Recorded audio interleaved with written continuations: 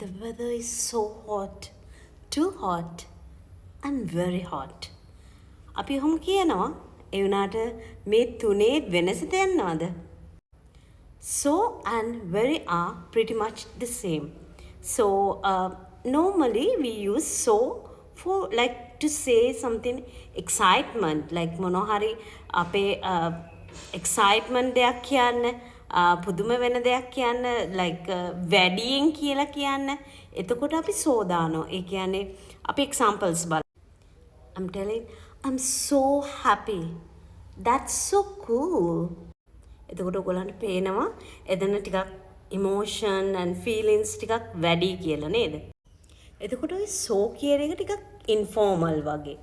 එතකොට very කියන එක චුට්ටක් formal වගේ. like ලොකුවටම දැන් so කියන එක තරම්ම excitement එකක් very වල නැහැ. like very කියන එක අපි චුට්ටක් really කියන එක like I'm so happy කියද්දි ටිකක් excitement එක තියෙනවා. I'm very happy කියද්දි I'm really happy.